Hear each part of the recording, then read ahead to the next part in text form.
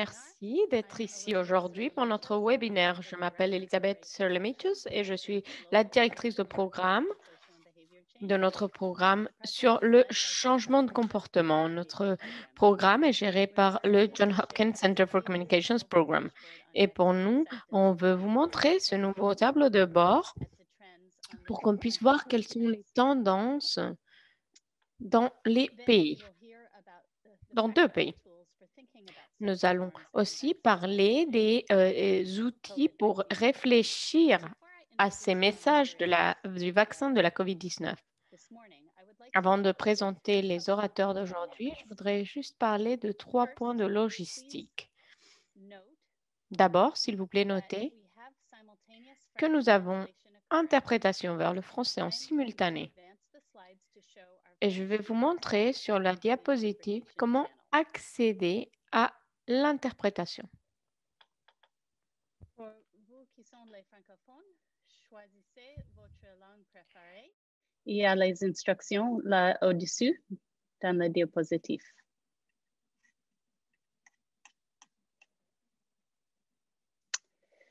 Second, please use the chat room. Ensuite, choisissez, donc d'avoir choisi votre langue, vous pouvez utiliser la boîte de discussion pour saluer vos collègues. Vous pouvez vous présenter et dites-nous de quel pays vous représentez. Merci. Troisièmement, pendant la présentation, vous pouvez utiliser l'outil Q&A, donc questions et réponses, pour poser vos questions. Mes collègues peuvent vous aider avec des problèmes techniques. Il y aura des questions qui vont être répondues sur le tas. Merci beaucoup. Et maintenant, je voudrais donner la bienvenue à notre modérateur, la Dr. Rupali Limay. Dr. Limay fait partie de notre personnel à temps plein dans le département de la santé internationale, épidémiologie et le changement de comportement dans la société. Elle a une grande expertise dans le changement de comportement et elle est aussi directrice de la mise en œuvre de la science et de le changement de comportement. Elle est aussi dans la recherche pour l'Institut de la recherche de vaccins. Merci beaucoup. Bienvenue, Dr. Ripali. Merci beaucoup, Elisabeth. C'est un plaisir d'être ici. Merci beaucoup à tous ceux qui sont ici avec aujourd'hui. Et comme Elisabeth l'a mentionné, vous pouvez, s'il vous plaît, vous engager dans le chat pour qu'on puisse saluer et savoir d'où vous venez. Aujourd'hui, je vais vous expliquer pourquoi nous sommes là. D'abord, je vais parler sur le comportement envers les vaccins. Je sais que la plupart d'entre vous, vous êtes docteurs, vous êtes des médecins et ce que je veux être très clair, c'est que nous sommes en train de parler des vaccins et les comportements qui sont liés aux vaccins. Ils se font de façon continue. Donc, il y a des vaccins qui sont mieux acceptés que d'autres. Mais des personnes aussi, ils aiment bien les vaccins, ils acceptent les vaccins, mais ils ont des questions. Donc, c'est pour ça que c'est très important pour nous que la plupart des segments dans lesquels nous sommes en train de voir, en tout cas des changements de comportement, sont liés à ces vaccins aussi. Les vaccins ont un processus important et un processus important. Nous savons que les vaccins ne sauvent pas la vie, mais la vaccination sauve la vie. Et donc, c'est pour ça qu'il faut qu'on s'assure que tout le monde est sûr et en sécurité et qu'ils puissent prendre une décision informée pour savoir s'ils acceptent ou pas d'être vaccinés. Le troisième point, c'est que la plupart d'entre nous, nous sommes en train de faire un suivi sur l'acceptation des vaccins depuis l'année dernière, surtout depuis que l'épidémie a commencé, surtout avec cette idée de dire que peut-être il allait avoir un vaccin dans l'année à venir. Et donc, il y a eu une grande variation dans la possibilité de vouloir être vacciné. Il y a par exemple des personnes qui habitent en Russie, dans lesquelles l'intention et l'acceptation vers les vaccins ont été assez bas. Et si on les compare avec la Chine, où les personnes sont beaucoup plus ouvertes et ils ont une intention beaucoup plus forte envers prendre des vaccins. Aussi, quand on parle de l'acceptation, c'est aussi les disparités qu'il y a. Il y a des disparités entre les endroits. Donc, ce sont des populations qui ont peur de la sûreté du vaccin, non pas qu'aux États-Unis, mais dans d'autres pays aussi. Et en tout cas, la clé d'un point de vue de science, c'est comment on peut aider ces personnes à qu'ils acceptent les vaccins et qu'il y ait moins de disparités entre communautés. Donc, merci beaucoup, Elisabeth. Merci beaucoup à Breakthrough Action. Je suis très heureuse de pouvoir présenter nos deux présentateurs. D'abord, Dominique Chatak, qui est le directeur du suivi de l'examen et de l'apprentissage de Breakthrough Action, Johns Hopkins Center for Communications Programs. Et il est aussi il fait aussi des sondages et d'autres grands efforts. Il travaille aussi avec Facebook, l'OMS et d'autres. Depuis le début de la pandémie, son travail a été sur l'acceptation du vaccin. Dominique, c'est très bien de vous avoir. Donc, le Dr. Story, c'est un chercheur du Johns Hopkins Center for Communications Program aussi. Et en ce qui concerne la conversation. Worked in more than 36 countries on a number of issues, health and environmentally focused. This includes social and behavior change related to reproductive health, family planning, maternal and child health, child survival, nutrition, malaria, HIV, gender. And so Dr. Story has provided behavioral insights into the CAP COVID dashboards. And so Doug, welcome to you all, and I'll turn it over. Merci beaucoup, Doug. Et maintenant, c'est à Dominique et Doug. Merci beaucoup. Si vous pouvez passer, s'il vous plaît, à la diapositive suivante, s'il vous plaît. Comme mentionné auparavant, c'est une collaboration entre Facebook, MIT, l'OMS, Johns Hopkins Center for Communications Programs et GOR. Aujourd'hui, je vais vous parler des données récentes. Je vais vous parler aussi du projet en général et je vais décrire les changements dans les deux pays, Égypte et Pakistan. Ensuite, nous allons voir encore l'acceptation vers les vaccins. Il peut y avoir des questions sur nos méthodes et donc je vais parler rapidement de ceci. Et pour plus d'informations, vous pouvez aller sur notre site Internet. Il y a toute la documentation et beaucoup plus d'informations et de ressources. Donc, suivant, s'il vous plaît. Ici, vous pouvez voir notre échantillon à aujourd'hui. C'est un sondage intersectionnel et donc il y a des personnes qui ont peut-être répondu à ce sondage plusieurs fois, mais nous n'avons pas fait le suivi de celui-là. Nous avons à peu près des participants de 1,7 million de personnes et nous l'avons fait dans 2 pays. Il y a des pays qui ont reçu le sondage plusieurs fois et 67 pays exactement. Et il y a 23 pays qui ont eu vraiment le sondage tout au long. Le sondage a 64 questions et donc il y a un algorithme. Donc pas tous les participants regardent toutes les questions. Et donc cela fait que les participants puissent continuer tout le sondage. Et donc, vous pouvez apprendre plus sur le sondage et avoir aussi la documentation sur le sondage sur notre site Internet. Je voulais prendre juste un tout petit peu pour que vous sachiez quelles étaient les questions de ces sondages. Par exemple, la première question était si vous acceptiez le vaccin de la COVID-19. Et la réponse était oui, non ou je ne sais pas. Ensuite, dans la vague numéro 9, nous avons demandé leur acceptation selon une échelle. Et ensuite, nous avons demandé quelles sont les normes des vaccins et quelles sont les informations que vous devriez recevoir et dans quel canal pour savoir si ça influence votre acceptation. Doug va parler un tout petit peu plus sur ce que nous savons sur ces questions. Donc, on va parler de ce tableau de bord à notre stratégie. Suivant, s'il vous plaît. Comme nous l'avons mentionné dans des présentations antérieures, Nous espérons que ce tableau de bord va faciliter les ministères de santé, nos partenaires, à créer des actions qui vont être mises en œuvre avec des segments et des sous-segments, et on pourra tester les messages. Suivant, s'il vous plaît. Nous savons que la distribution de vaccins n'est pas la même dans tous les pays. Et dans plusieurs pays, il y a plusieurs mois ou même des années avant que nous puissions accéder à cette distribution de vaccins. Et donc, les comportements sont clés pour limiter les infections. Des experts dans le monde entier, ils pensent que cette prévention, donc les comportements de prévention doivent continuer, donc les gestes barrières. Parce qu'il y a aussi la fatigue de la pandémie. Donc, il y a moins de risques, la perception des risques est plus basse et il y a d'autres implications. Suivant, s'il vous plaît.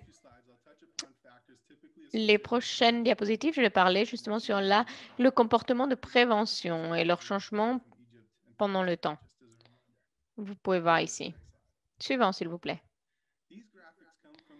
Ces graphiques viennent de Cap COVID, donc c'est un tableau de bord d'analyse de tendance. Nous avons plusieurs tableaux de bord et le lien va être partagé sur la boîte de discussion dans quelques instants. Donc, ce tableau de bord peut être intégré et on peut l'intégrer. Donc, s'il vous plaît, regardez ces ressources. Les croyances et aussi les pensées négatives envers les vaccins influencent les comportements. Et cela ça a été vu, par exemple, en Égypte. En Égypte, depuis juillet, les participants se sont inquiétés de plus en plus. Donc, ici, on peut voir quelle est la croyance que les personnes ont que la COVID peut avoir un impact négatif sur la communauté. Comme vous pouvez voir, cela a augmenté. Typiquement, nous pouvons voir que le risque, la perception de risque augmente et donc les mesures de barrière augmentent aussi. Les normes sociales aussi, c'est un facteur qui est associé avec les comportements de prévention. On peut voir comment donc les normes dans le pays vont influencer leur propre comportement. Par exemple, est-ce qu'ils pensent que dans leur communauté, la plupart des personnes sont en train de faire de la distanciation physique ou est-ce qu'ils sont en train d'utiliser des masques? Et cela va influencer notre propre comportement. Et donc, cela va créer donc ce changement. Et donc, vous pouvez voir ici, il y a eu un changement donc d'utilisation de masques que de 2%, mais du coup, l'utilisation des masques a augmenté. Dans les deux dernières diapositives, nous avons vu que les participants d'Égypte étaient à chaque fois plus inquiets en pensant que la COVID était vraiment une menace et donc les mesures barrières ont augmenté, les gestes barrières ont augmenté. Suivant, s'il vous plaît. Donc, l'utilisation des masques, heureusement, était déjà assez élevée en Égypte, 83%. Et donc, vous pouvez voir à droite, selon, par exemple, les mesures, que ce soit le lavage de mains ou l'utilisation des masques ou la distanciation physique. Et ici, nous avons fait un détail entre les genres. Et nous avons vu que les gens ils continuent quand même avec les lavages des mains et aussi la distanciation physique. Nous allons voir. Suivant, avec le Pakistan. Ici, vous pouvez voir les croyances sur la COVID-19 au Pakistan. Donc,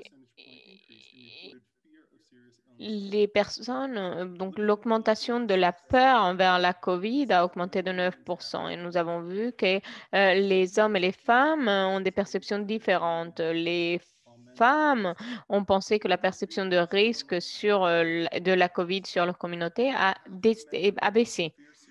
Et donc, la moitié des femmes et des hommes pensent que la COVID peut avoir un impact négatif important sur leur communauté. Suivant, s'il vous plaît. Donc ici, on va voir les normes qui sont associées à l'utilisation des masques. Cela a descendu de 9% versus juillet. Donc si vous voyez ici, c'est vraiment une baisse qui concerne plutôt les femmes. Donc, vous pouvez voir, il y a eu un pourcentage qui descend pour les femmes pour les gestes barrières. Ici, nous allons voir quels sont les comportements de prévention au Pakistan. Vous pouvez voir que ces 3 comportements, donc lavage de mains, utilisation des masques et distanciation physique, ont baissé au Pakistan de juillet à janvier 2021.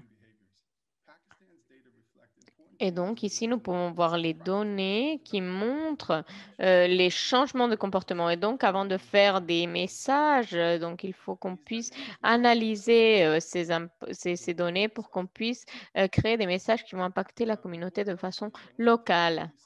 Et ici, je voulais juste faire un résumé de mes diapositives. Le tableau de bord CAP COVID est un outil interactif pour regarder les données. L'interprétation va avoir besoin de contextualiser selon le pays et le niveau du pays. C'est important pour considérer les comportements et aussi les facteurs qui sont en train de créer ces comportements. Il y a d'autres choses, bien sûr, mais quand on va considérer ces facteurs et ce changement de facteurs, les messages doivent être dynamiques et ils doivent pouvoir être adaptés pour engager les bénéficiaires. Donc voilà, nous allons passer aux diapositives suivantes et Doug va continuer de parler sur l'acceptation des vaccins. Merci beaucoup, Dominique. Bonjour et c'est un plaisir d'être là avec vous. Je vais juste vous montrer quelques résultats que nous avons dans notre tableau de bord. Mondialement, si nous regardons les pourcentages d'acceptation, nous allons voir une baisse depuis juillet de l'année dernière et janvier de cette année. Et tout cela, même si les cas et les difficultés étaient en train d'augmenter. Et donc, nous voyons que selon les pays, cela varie énormément. Suivant, s'il vous plaît. Par exemple, si nous regardons Égypte et Pakistan, nous sommes en train de voir une baisse sur l'acceptation générale. Nous avons des niveaux différents d'acceptation. Les personnes vont dire que les personnes accepteraient le vaccin s'il était disponible. Et ils pouvaient aussi dire qu'ils n'étaient pas sûrs, qu'ils ne savaient pas, et ils pouvaient aussi répondre en disant non, je suis réticent à accepter ce vaccin. Je serais plutôt partant pour ne pas la prendre. Si nous regardons les tendances en Égypte, il y a des données qui montrent les choses que nous sommes en train de montrer sur l'écran, mais au total, l'hésitation sur les vaccins en Égypte a augmenté de 13 à 20%. Vous pouvez voir la partie jaune dans le graphique. Et les réponses des personnes qui ne sont pas sûres a augmenté de 7%, mais ça a été plutôt consistant avec à peu près 20% des participants et aussi le taux de pourcentage vert, donc c'est les personnes qui accepteraient définitivement le vaccin ou probablement ils accepteraient le vaccin s'ils étaient disponibles. Il a aussi baissé à 58%, de 63 à 58. Et ça a augmenté vraiment dans le oui définitif. C'est là où le taux a baissé le plus.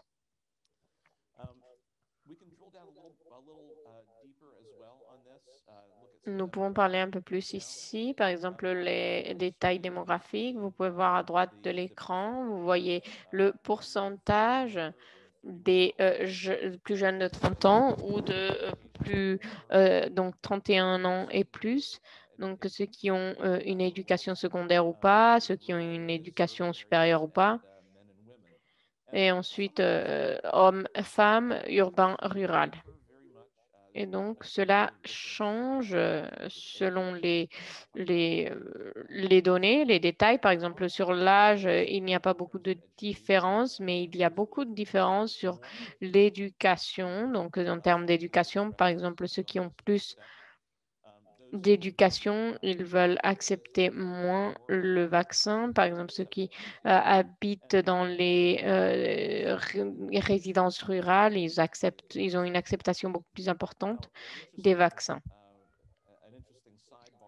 Et juste quelque chose d'intéressant ici, c'est qu'en Égypte, il y a 58% des personnes qui ont dit qu'ils vont se vacciner si jamais il y avait un vaccin qui serait disponible. Et donc, c'est un taux assez bas si jamais on compte l'immunité collective.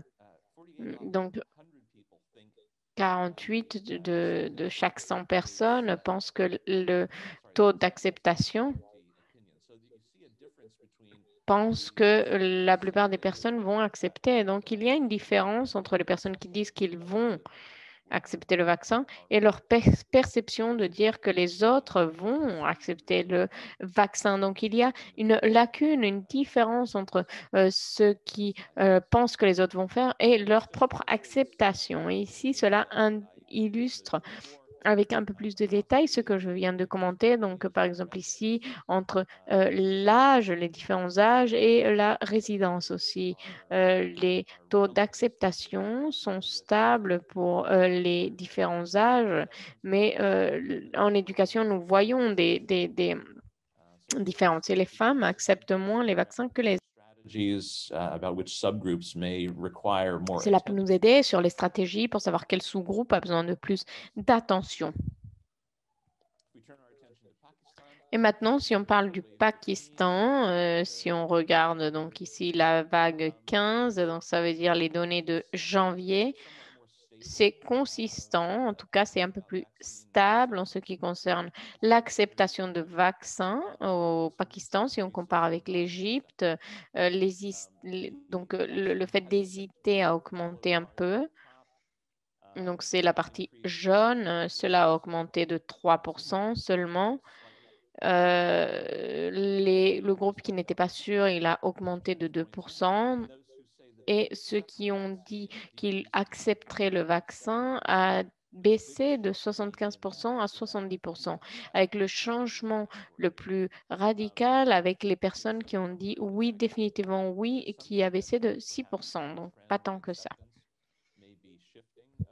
Donc, peut-être les acceptations vont changer et on le saura qu'avec le temps. Ici, par exemple, nous allons voir l'analyse démographique avec les taux d'acceptation. Nous ne voyons pas des différences aussi fortes, aussi frappantes que nous avons vues en Égypte, mais nous avons vu quand même qu'il y a des différences. Ceux qui ont le plus d'éducation au Pakistan, donc ceux qui ont fait des études supérieures, sont beaucoup plus ouverts à accepter le vaccin que ceux qui ont eu une éducation beaucoup plus faible. Et au Pakistan, nous voyons, comme en Égypte, quelque chose de différent entre ce qu'ils disent qu'ils vont faire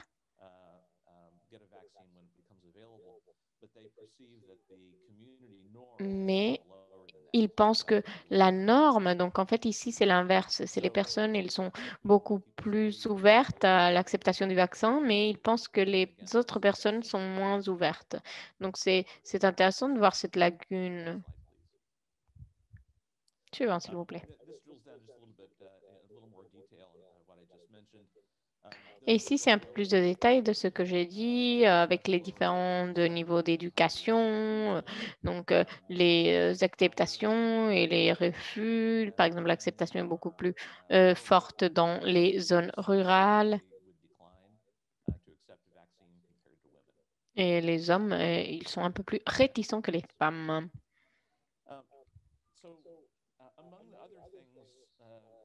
Entre d'autres thèmes, comme par exemple les menaces, donc la sensation des menaces et d'autres facteurs qui peuvent influencer l'acceptation du vaccin et à qui ils écoutent, par qui ils sont influencés pour savoir s'ils acceptent ou pas le vaccin. Et donc la question qu'on a posées étaient, est-ce que vous êtes plus ouvert à prendre le vaccin de la COVID-19 si quelqu'un vous recommandait de le faire, par exemple vos amis, votre famille, les travailleurs dans la santé, l'OMS, les politiques, les hommes politiques ou les responsables du gouvernement? Et donc, 21% des personnes qui ont dit qu'ils ne se vaccineraient pas. Nous avons vu aussi la réponse des personnes qui n'étaient pas sûres. D'abord, pour ceux qui veulent accepter le vaccin, ce qui influence le plus leurs décisions, c'est l'OMS, les hommes politiques et le gouvernement, les responsables du gouvernement.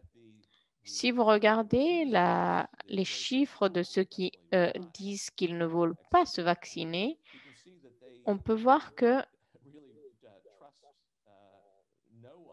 ils n'ont pas de confiance sur les personnes. Donc, les personnes qui veulent accepter les vaccins ou ceux qui ne sont pas sûrs ont confiance dans quelques autres personnes, alors que ceux qui ne veulent pas se vacciner, ils n'ont pas de confiance. Mais nous avons vu que les personnels de santé sont quand même des sources importantes d'influence. La même présentation pour le Pakistan, on nous montre un peu la même chose. C'est un peu un chemin similaire. Donc, l'influence des sources est basse pour les personnes qui disent qu'ils ne veulent pas se vacciner. Mais pour ceux qui, oui, veulent se vacciner et qu'ils sont ouverts à un vaccin, ils disent que le plus important, c'est l'OMS, le gouvernement, et dans ce cas-là, les familles et les amis aussi, qui sont une source importante d'informations qui va influencer leur choix. Nous devons encore rechercher un peu plus pour ces sous-groupes. Peut-être nous devrions voir avec des détails démographiques et les sources d'informations dans lesquelles ils vraiment ils prennent pour savoir s'ils sont fiables. Donc, il y a des implications pour les campagnes de vaccination. Et ce que nous parlions sur les comportements et les données que nous avons vues sur l'acceptation des vaccins. Donc, par exemple, en Égypte, le lavage de mains et la distanciation physique ne sont pas si communs et ils devraient être beaucoup plus communs. Donc, ce serait important de se focaliser sur ces deux gestes barrières pour la transmission, pour être en contre de la transmission de la COVID-19. Et il y a aussi donc, il faudrait peut-être améliorer la réponse, donc la réponse de l'efficacité ou du fait de ces deux gestes barrières en Égypte, encore une fois. En ce qui concerne l'acceptation du vaccin, il y a une acceptation assez basse, un taux assez bas si on compare avec le taux mondial qui est de 63%. Et en Égypte, ils sont un peu loin du taux qu'ils ont besoin pour avoir de l'immunité collective, les 75%. Et donc, une stratégie importante qui serait intéressante de mettre en place, ce serait de se focaliser sur le groupe de personnes qui hésitent. Et pourquoi les personnes qui hésitent et pas les personnes qui refusent complètement? Parce que les personnes qui hésitent, elles sont un peu plus faciles d'influencer et elles sont beaucoup plus ouvertes à cette conversation. Et aussi, nous devons nous focaliser dans des groupes, des sous-groupes intéressants selon les données pour nos activités de communication. Aussi, le fait de sentir le danger, donc c'est quelque chose qui peut influencer le fait d'accepter des gestes barrières et on a besoin de faire plus de recherches, en tout cas en Égypte, parce que la menace perçue est relativement basse. Au Pakistan, les gestes barrières sont beaucoup plus importants qu'en Égypte. Donc, cela montre que nous pouvons utiliser une stratégie qui va renforcer ces gestes barrières qui sont déjà assez communs. En ce qui concerne l'acceptation de vaccins au Pakistan, ils sont presque proches de l'immunité collective et donc il faudrait juste pouvoir atteindre les membres du groupe qui ne sont pas sûrs, qui hésitent pour les convaincre. Comme ça, ils pourraient arriver rapidement à l'immunité collective. Et donc, d'autres choix qu'on pourrait utiliser, c'est le niveau d'éducation, le genre où ils résident. Et cela peut être aussi important pour qu'ils puissent créer des stratégies de segmentation. Et au Pakistan, comme en Égypte, la sévérité de la menace de la COVID-19 est relativement basse et donc il faudrait peut-être renforcer quels sont les risques qu'ils sont en train d'affronter, que ce soit d'un point de vue personnel ou d'un point de vue de la communauté. Et donc, les menaces et les infections, ce sont des thèmes qu'on pourrait peut-être justement souligner dans les campagnes de communication. Merci. Suivant. Ah, il me semble que j'ai fini. Donc voilà, maintenant c'est à vous, Rupali. Merci beaucoup, Doug. Et merci beaucoup, Dominique. C'était vraiment intéressant d'écouter les résultats, que ce soit du Pakistan ou de l'Égypte. Merci beaucoup. Merci beaucoup à tous ceux qui ont posé des questions. Nous allons essayer de répondre à toutes les questions. Et donc maintenant, je vais parler à Lisa Cobb. Lisa Cobb est la directrice adjointe de programme de communication stratégique au Johns Hopkins Center for Communication Programs. Et elle est aussi une personne qui a fait ce sondage qui a été fait par Breakthrough Action et donc l'apprentissage pour le changement de comportement. Il a beaucoup d'expérience et il donne aussi des guides de stratégie pour la mise en œuvre des projets. Bonjour Lisa, bienvenue et c'est à vous. Merci beaucoup, Rupali. C'est un plaisir d'être ici. Nous allons changer un peu maintenant aujourd'hui. Dominique et Doug ont parlé des données et ce qu'elles veulent dire. Et moi, je vais parler comment intégrer ce que nous savons sur ces données dans vos programmes. Et je vais parler des normes sociales et de la CSC. Les normes sociales peuvent être très complexes et nous ne savons pas quoi faire dans un point de vue. Ça peut être difficile à mettre en place. Des fois, nous ne savons pas quelles sont les différences entre les programmes. Il y a 3 points à prendre en compte. D'abord, les normes sociales sont importantes, mais elles ne sont pas toutes. Il faut prendre les normes sociales avec d'autres thèmes importants, comme par exemple l'idéation et d'autres thèmes dans lesquels nous parlons pendant les projets. Deuxièmement, nous n'avons pas besoin d'un projet de normes sociales spéciales ou utiliser que les normes sociales. Troisième, il faut intégrer les normes sociales dans un programme. Cela ne veut pas dire qu'il faut changer ces normes.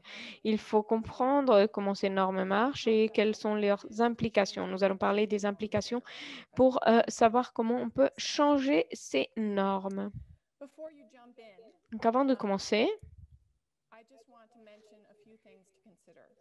je mentionnais quelques thèmes. D'abord, il ne faut pas être un expert dans les normes sociales pour les intégrer dans vos programmes. Pas besoin.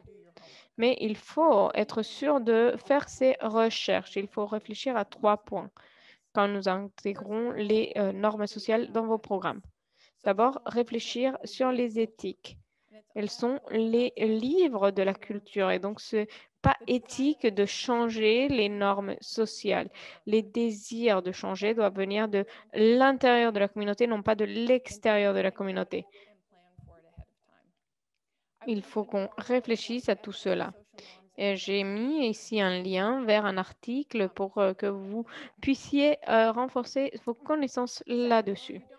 Deuxième point, il ne faut pas être un expert en normes sociales, mais il faut comprendre les informations sur les normes sociales. Et donc ici, je vous mets quelques ressources pour que vous vous informiez. Et aussi, utilisez les données quand vous réfléchissez sur les normes sociales dans vos programmes. Comme vous utilisez dans n'importe quel autre programme, utilisez les données.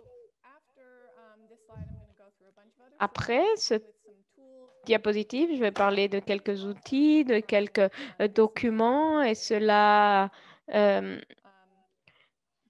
vient pour être pratique. Ce guide a été développé en collaboration avec Breakthrough Action et il a été lancé en début d'année. Suivant, s'il vous plaît.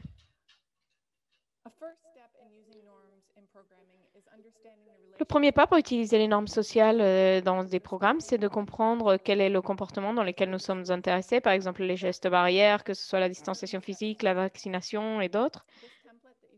Et ici, vous pouvez voir un document type qui peut vous aider à organiser cette information. Ce document inclut aussi d'autres informations importantes pour les normes. Vous voyez toutes ces cases pour les groupes de référence et d'autres éléments de normes sociales. Si vous utilisez ce document pour intégrer les normes sociales dans un projet de la COVID-19 beaucoup plus ample, vous pouvez intégrer des dizaines et des dizaines de normes qui influencent la COVID-19 et les comportements de la COVID-19. Vous pouvez utiliser ce document pour savoir quelles sont les caractéristiques de chacune de ces normes. Utiliser cette information va vous aider pour les développements des nouveaux messages pour votre audience. Suivant, s'il vous plaît. Je vous avais parlé du fait que nous pouvons utiliser beaucoup plus cette idée de normes sociales. Et donc, cela, c'est l'idée de pouvoir que les communautés puissent identifier et comprendre leurs normes sociales pour qu'elles puissent accéder et atteindre leurs objectifs. Il y a plusieurs places dans lesquelles vous pouvez explorer. D'abord, à gauche, vous pouvez voir la partie de renforcement, donc renforcer les normes ou les faire plus répétitives. Ensuite, nous avons la façon de connecter ces normes à d'autres comportements. Ensuite, nous avons le fait d'être conscient. Donc, il n'y a pas d'action à prendre immédiatement. Et ensuite, nous avons le changement. Donc, c'est vraiment le changement de normes. Suivant, s'il vous plaît.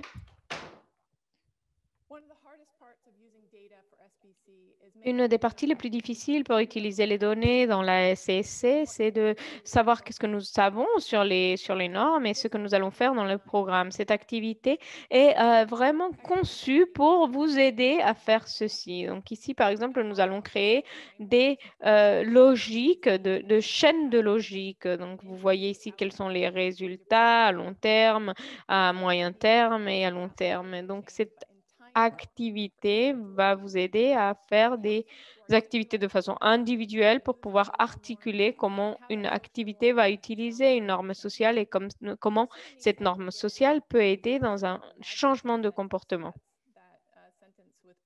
Ici, par exemple, nous avons ce graphique que vous voyez ici, donc ce diagramme.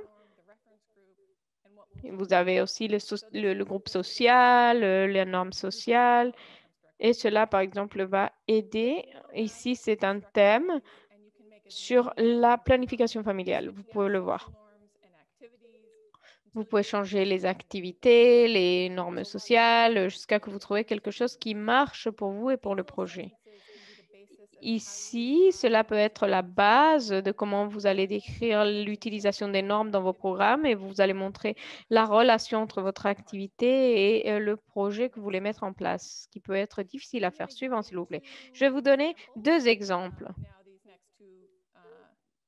sur mes deux diapositives qui suivent. Donc, des exemples pratiques pour utiliser les normes sociales et le changement ou les messages. Ici, ce sont juste des petits exemples pour que vous puissiez commencer à réfléchir. D'abord, ce premier exemple montre comment on va utiliser la norme sociale qui est présentée et les données que nous avons vues, par exemple, avec les deux exemples de pays que nous avons vus, Égypte et Pakistan. Par exemple, pour l'Égypte, la plupart des personnes ne vont pas accepter le vaccin. Donc, vous avez vu par la présentation que la plupart des personnes ne veulent pas accepter le vaccin. Mais ils pensent que que les personnes veulent accepter le vaccin. Donc, il y a une différence entre les normes sociales et la perception de ce qu'ils vont vraiment faire. Et donc, ce que nous pouvons faire, c'est de utiliser ça pour parler de leurs propres désirs et leur montrer que c'est le bon choix. Ici, c'est un exemple qui vient de la vie réelle. Et cela montre que nous pouvons aussi utiliser des normes qui ne sont pas liées à un problème de santé. Par exemple, la norme, c'est que les personnes âgées doivent être protégées. Cela ne parle pas des masques ni de gestes barrières. Mais ce que nous pouvons utiliser, et c'est une campagne au Cameroun que nous avons fait, c'est Breakthrough Action qui a travaillé avec notre agence pour faire des scripts pour les émissions de télé. Et donc, cela montrait des jeunes qui étaient en train de faire, donc de suivre les gestes barrières pour protéger les plus âgés. Donc ici, par exemple, c'était intéressant de voir que c'était les jeunes qui étaient proactifs. Donc l'idée était que cette norme et ce concept montrent que le message idéal serait: je suis jeune et je suis en bonne santé. Je prendrai le vaccin de la COVID pour protéger mes parents et mes grands-parents. Voilà, c'est une autre façon de faire des messages. Merci beaucoup. Merci beaucoup, Lisa. C'est vraiment parfait de voir des exemples de comment cela a été fait. Il nous reste un peu moins de 20 minutes pour les questions, donc nous allons voir un peu les questions. Donc, il y en a quelques-unes qui ont déjà été répondues dans la boîte de Q&A, mais je vais voir s'il y a des questions qui pourraient être répondues ici dans le panel et peut-être que vous pouvez rallumer la caméra pour répondre à cette question si ça ne vous dérange pas. Et donc, nos questions sont liées à ces questions. Est-ce qu'il y a eu des différences, par exemple, avec les données que vous avez présentées entre les personnes et les personnes qui travaillent dans le domaine de la santé? Ce qui est fascinant, c'est que dans d'autres travaux que nous avons vus, il y a des différences entre l'acceptation de vaccins, par exemple, entre les personnes qui travaillent dans le domaine de la santé. Donc, est-ce que vous pourrez répondre à cette question, s'il vous plaît?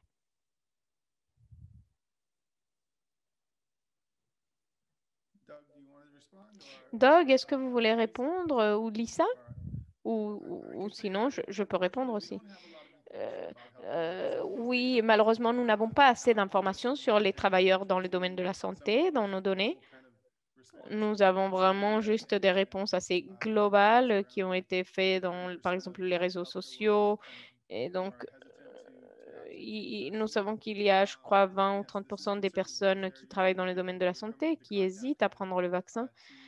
Ce qui est bizarre parce que si nous sommes en contact avec eux, parce qu'ils doivent nous faire sentir beaucoup plus confortables avec le fait de prendre ce vaccin. Donc, malheureusement, ces données ne montrent pas ceci, mais je pense qu'il y a des études et je crois qu'ils sont quand même liés à Facebook, qui sont liés à ceci.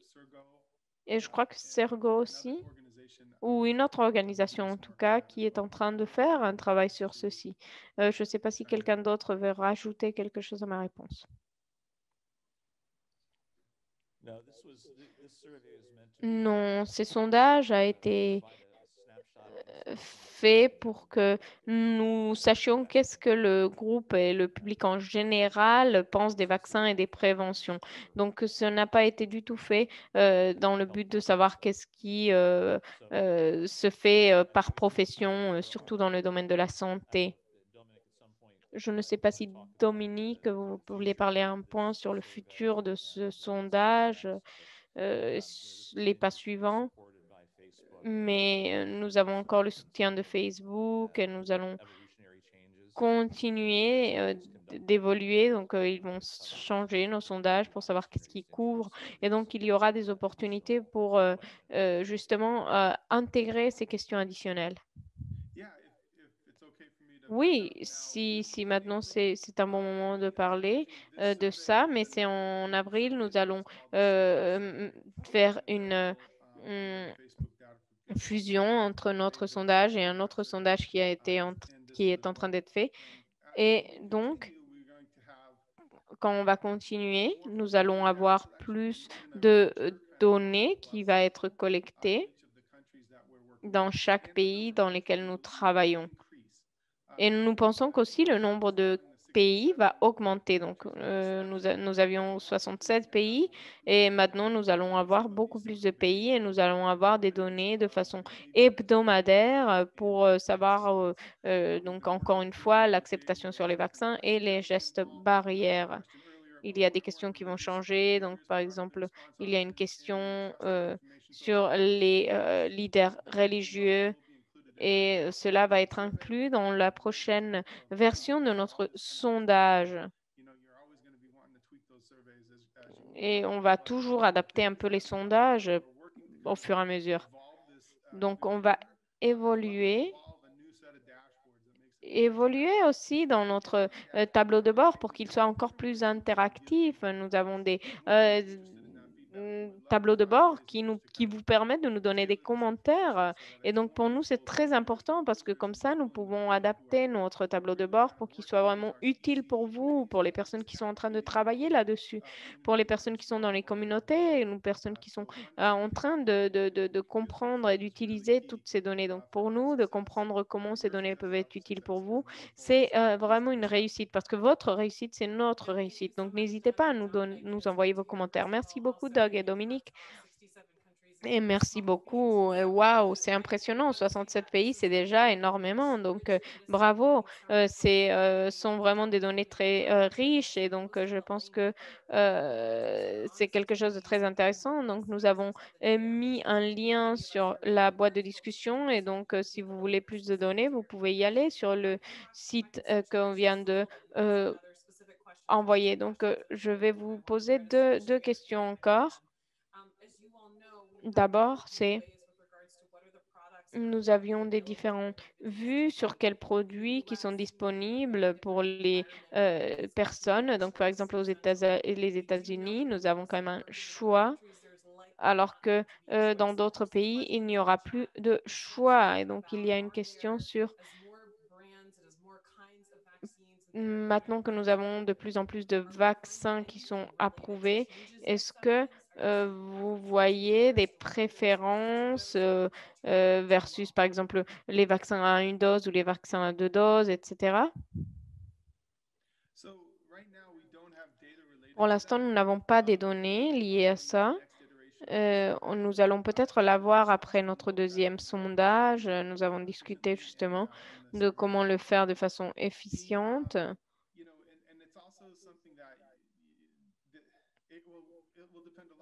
Et cela va dépendre aussi des messages et comment on envoie ces messages dans les communautés, dans les pays, et comment faire pour que ces messages soient encore positifs et que les personnes puissent accéder et qu'ils puissent comprendre exactement qu'est-ce qui est lié au vaccin.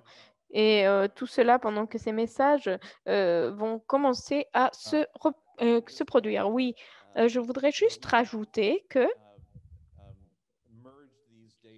nous avons fusionné ces données avec d'autres données, par exemple de surveillance. Et il y a un chiffre qui montrait que, par exemple, l'acceptation de vaccins était en train de descendre, mais la perception du risque était en train d'augmenter. Donc, du coup, tout cela a été aussi collecté par d'autres moyens, d'autres voies. Et donc, il y a une possibilité de caractériser les pays selon donc la disponibilité des vaccins et quels produits il y a qui sont disponibles. Mais je voudrais aussi souligner qu'il y a beaucoup dans ce sondage. C'est vraiment des données qui sont très enrichissante, mais nous ne pouvons pas malheureusement répondre à toutes les questions qui se posent au niveau local. Donc, jouez un peu avec notre tableau de bord, explorez un peu les données et faites les changements nécessaires. Et surtout, il faut que vous utilisiez ces données et que vous les adaptiez à votre contexte local, de façon locale et utilisez ce que nous avons. Et ensuite, vous pouvez faire vos propres projets, votre propre analyse pour savoir quelles sont les études localisées, par exemple, qui pourraient être faites pour pouvoir répondre à ces nouvelles questions que vous avez. Oui, merci. Oui, pardon, Ripoli, je voudrais juste rappeler que la complexité grandissante de l'approbation, par exemple, des vaccins. Il y a des vaccins qui sont approuvés, des vaccins qui ne sont pas approuvés. Selon les pays, cela change. Et donc, il faut aussi travailler avec des différents pays et d'autres instances pour pouvoir communiquer et avoir toutes les informations nécessaires tout le temps. Donc, c'est un environnement assez complexe. Oui, oui, merci. Wow. Je voudrais juste poser une dernière question pratique et ensuite, c'est peut-être Lisa qui peut répondre. Vous êtes tous des professionnels de la communication. Vous avez vu ces données, vous avez des données enrichissantes qui nous disent énormément.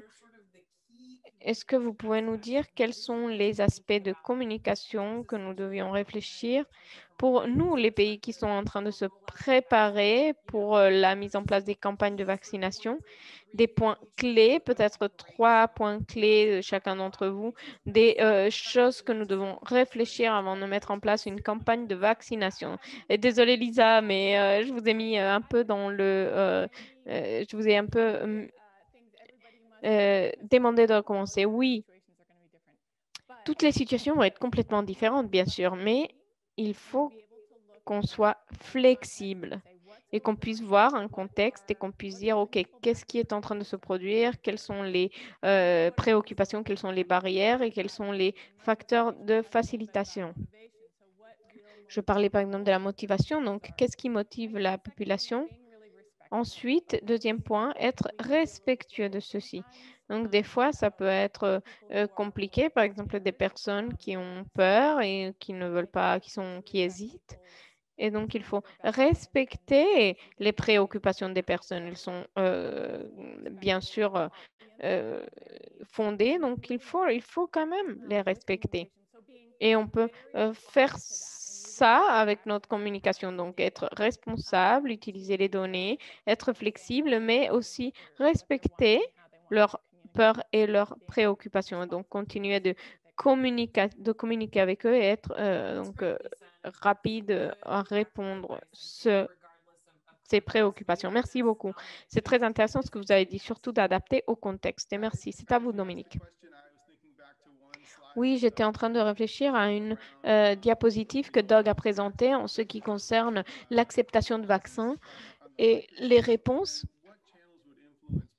et qu'est-ce qui pourrait influencer les personnes pour accepter le vaccin. Et quand nous avons vu ces données, cela m'a montré à quel point il y a différents canaux, différents messages, différentes perceptions que nous avons. Donc, ce que Lisa a dit, c'est de respecter les perceptions des personnes et de comprendre les interventions et s'assurer que quand ils prennent leurs décisions informées, c'est leur décision, que ce soit être vacciné ou pas. Mais ce que nous voulons, c'est que le message leur est atteint de façon appropriée et que le message était compréhensible, concis et direct et pouvoir répondre à leurs préoccupations. Cela va être très différent pour les personnes. En fait, selon les personnes, cela va changer. Donc, je sais que c'est très compliqué, mais voilà, ce travail nous a montré la complexité, donc il faut la prendre en compte. Merci, merci Dominique. Et en effet, c'est quelque chose de clé. C'est clé donc de savoir aussi qui influence les décisions des personnes qui hésitent.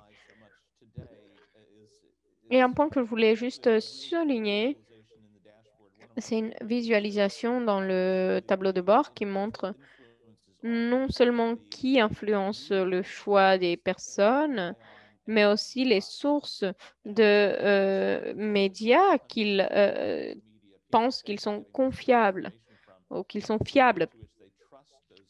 Donc, par exemple, ils vont vraiment penser que ces sources sont fiables.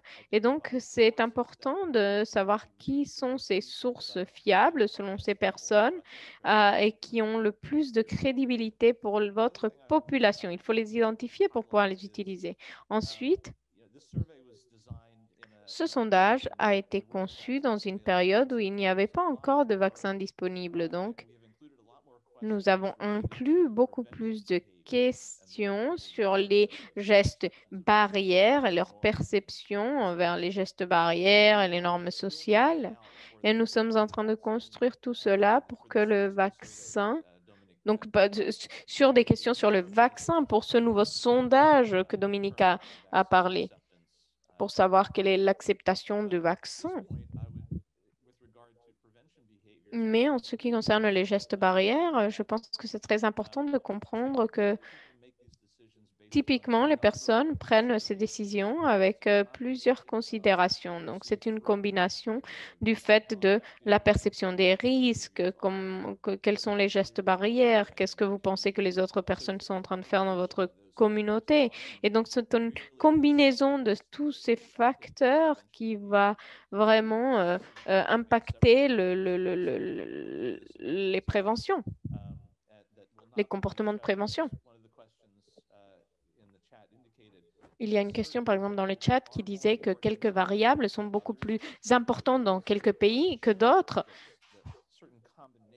Mais aussi, nous sommes en train de montrer que quelques combinaisons des variables dans quelques pays peuvent faire la différence. Et donc, c'est important de savoir qu'est-ce qui est important dans votre pays, sur le terrain, hein, et utiliser donc justement la communication pour adresser toutes ces variables. Merci, merci Lisa, merci Dominique, merci Doug. Et nous avons juste quelques minutes. Donc, je vais parler rapidement du travail que j'étais en train de faire. Et j'ai fait du travail, que ce soit après Covid et post-Covid, et donc sur les vaccins, ensuite sur les résultats sévères qui pourraient être conséquences d'un vaccin. Donc, par exemple, l'idée qu'il peut créer donc l'autisme. Et d'autres points que nous sommes en train de travailler, c'est aussi celui qui revient dans le chat aussi, c'est le fait de ne pas croire ou ne pas avoir confiance dans le système. Est-ce que vous pouvez commenter rapidement ce que vous voyez?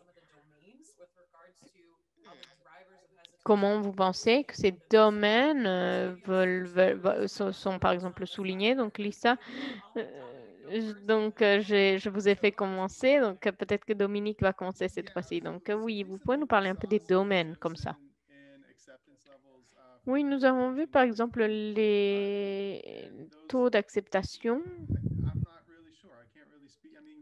Je ne suis pas sûre en fait. Vous avez mentionné des points qui sont liés à la confiance et avoir l'information correcte. Et donc, ce sont des points clés. Mais les données, ça change selon le temps parce que maintenant que les vaccins sont beaucoup plus disponibles, est-ce que cela augmente donc la confiance dans les vaccins? Et dans ma vie personnelle, par exemple, je connais plus de personnes qui sont vaccinées que des personnes qui n'ont pas été. Même moi, je suis juste à l'attente de mon tour, mais je suis en attente d'être vaccinée. Donc voilà, plus les vaccins sortent, plus ils ont confiance. Donc, quel est vraiment et cet impact qu'il va avoir, le fait de rencontrer, connaître des personnes qui ont été vaccinées et qui n'ont rien eu de grave. Donc voilà, quel a été donc cet impact. Et donc regarder ce comportement va être clé. Merci beaucoup, Dominique. Donc Lisa, c'est à vous. Oui, moi je suis plus familière avec le contexte des États-Unis. Et ce que nous avons vu, c'est que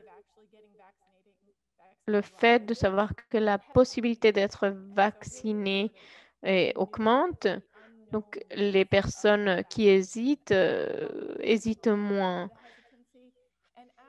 Parce que les personnes, elles voient de plus en plus que les vaccins sortent, qu'il y a des bons résultats, que les taux de COVID sont en train de descendre. Et donc, cela aide aux personnes avec leur confiance. Donc, cette partie importante, cette confiance, cette hum, une confiance qui est réaugmentée. Donc, dans quelques communautés des États-Unis, cette confiance doit être regagnée parce qu'il y a des communautés qui, bien sûr, n'ont pas confiance dans tout ceci et il faut qu'ils puissent regagner cette confiance pour être vaccinés. Et encore une fois, il faut respecter notre audience. Il faut laisser un peu de temps, laisser que l'incertitude passe un peu. Et je pense que c'est cette partie ou cette personne qui hésite vont bientôt voir leurs préoccupations qui vont être adressées. Donc, c'est intéressant. Oui, c'est très intéressant. C'est critique ce que vous avez dit. Donc, Doug, c'est à vous. Rapidement, je pense que la confiance est cruciale. Et je voudrais aussi encourager les personnes à ne pas se focaliser sur ceux qui sont le plus réticents. Il y a une grande partie de la population qui juste hésite à prendre ce vaccin. Et donc, vous savez, et on sait tous que les personnes qui hésitent à cette idée, on peut voir qu'il y a un grand groupe de personnes qui ne sont pas sûres, qui hésitent et qui ne savent pas s'ils vont accepter ou pas le vaccin. Et donc, je pense que c'est important de savoir à qui ils font confiance, quelles, par exemple, sources d'informations ils lisent ou dans lesquelles ils s'appuient. Et utiliser ceci, parce que si nous allons convertir juste ces personnes qui sont qui hésitent, nous pouvons peut-être être très proches de l'immunité collective. Donc, merci beaucoup, Doug. Oui, en effet, il faut se focaliser sur les personnes qui peuvent changer leur avis. Et donc, je voudrais juste remercier, je ne voudrais pas dépasser le temps, donc je voudrais remercier Lisa, Doug, Dominique, et je voulais aussi remercier Elisabeth de Breakthrough Action pour ces webinaires si intéressants. Il y a des liens qui ont été publiés sur le chat et en ce qui concerne les ressources, on vous encourage à tout le monde à télécharger ces ressources, à relire les ressources parce que nous voulons être sûrs que tout le monde peut accéder et utiliser ces données et pouvoir les intégrer dans leur stratégie de communication. Et avec ça, je voudrais remercier tout le monde, remercier les questions, remercier de votre implication et on espère vous revoir très bientôt. Merci beaucoup à tout le monde et ayez une très bonne soirée, après-midi, etc. Merci beaucoup.